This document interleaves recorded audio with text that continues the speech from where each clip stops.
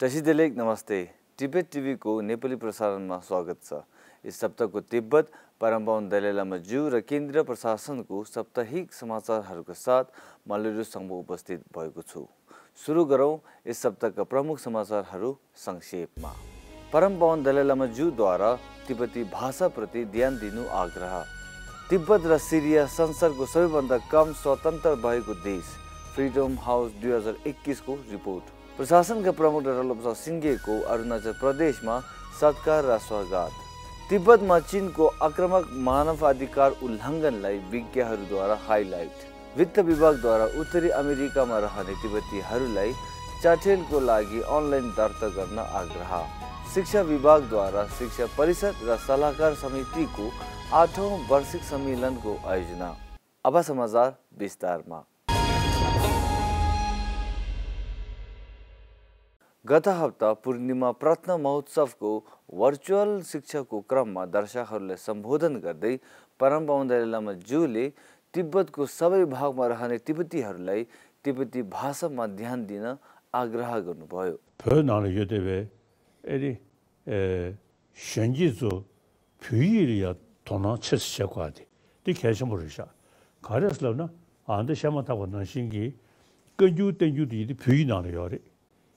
거주 대유 중리들이 개인을 나한테 줄서야지 내가 시작하고래. 저선 소수 개인으로 소수 개인으로 여대에 간다이니 거주 대유들이 표현을 여기 있잖아요. 표현이야 돈을 숙셔야지. 다 최세기식 세리 권리인들이 첩시 권리인들이 진짜리야다 개인이 쪽으로 차대요래. 그래디네 별랑기 쳐도 리숑 전부를 찌르이네 그게 돈을 내야기 다 가다 산예배 떠주 드즈제디 부인하는 여러봐 근데 인도 자주 부인이야 돈을 치셔야지 어디 내지 들이 비규신이 돼서 आभासी शिक्षण लद्दाखी सिम्के संघद्वारा अनुरोध गरिएको थियो। गान्धेन टी रुम्बुचे, खेम्बु, पूर्व खेम्बु, टुल्कोहरू लगायत अरू धेरैले एक शिक्षामा भाग लिएका थिए। फ्रिडम हाउसद्वारा प्रकाशित 2021 को रिपोर्ट अनुसार तिब्बत र सिरियालाई संसारको सबैभन्दा कम स्वतन्त्र देशको सूचीमा राखिएको छ।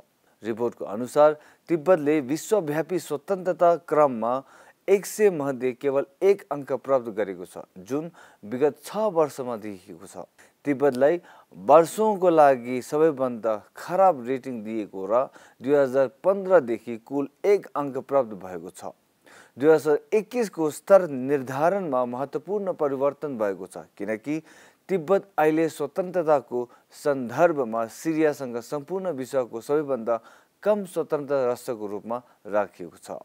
तिब्बतले राजनीतिक अधिकारको लागि 40बाट -2 र 60बाट 3 अंक प्राप्त गरेको छ, जसको कुल अंक 100बाट 1 रहेको छ। उत्तर पूर्व भारतको तिब्बती बस्तीहरूमा भ्रमणको बेला अरुणाचल प्रदेशको मियो छोपेलिङ र तेजु धर्केलिङ तिब्बती बस्तीहरूले केन्द्रीय प्रशासनका प्रमुख डाक्टर सिंघेको सम्मानमा भव्य स्वागतको आयोजना गरेको छ। जिल्ला कार्यालय तेजुको श्रीमती लुइसिबाले स्वागत समारोहमा डाक्टर सिंघेको अभिवादन गर्दै उहाँलाई स्मृति चिन्ह प्रदान गर्नुभयो। यस हप्ता सोमबार शिलोङ भ्रमणको क्रममा डाक्टर सिंघेले शिलोङ टाइम्सलाई अन्तर्वार्ता दिएको थियो, जुन चीनलाई बुझ्नु पहिले तिब्बतले बुझ्नु भन्ने शीर्षक अन्तर्गत प्रकाशित भएको थियो। डाक्टर सिंघेले असम र मेघालय क्षेत्रीय संयोजक सौम्यदीप दत्त र तिब्बत समर्थ समूहसँग भेट गर्नुभयो र उनीहरूले तिब्बत भारत तिब्बत सीमा द्वन्द्व, तिब्बत नीति तथा समर्थन ऐन बिललाई सम्बोधन गर्ने विषयमा स्थानीय प्रेसलाई सम्बोधन गरे। तिब्बतीहरूद्वारा निर्वाचित राजनीतिक प्रमुखको रूपमा आफ्नो 10 वर्षको कार्यकाल पूरा गरिसकेपछि श्री डाक्टर लोब्सा सिंघेले उत्तर पूर्वी सिक्किम र पश्चिम बङ्गालको पूर्वी राज्यमा तिब्बती बस्तीहरूको विदायी यात्रा सुरु गरेका थिए। संयुक्त राष्ट्र संघीय मानवाधिकार काउन्सिलको 46औं सत्रका साथ तिब्बत ब्युरो जेनेवाले यस हप्ता सोमबार चीनद्वारा कब्जा गरेको तिब्बतमा मानव अधिकारको अवस्थाबारे छलफल गर्न भर्चुअल कार्यक्रम आयोजना गर्नुभयो।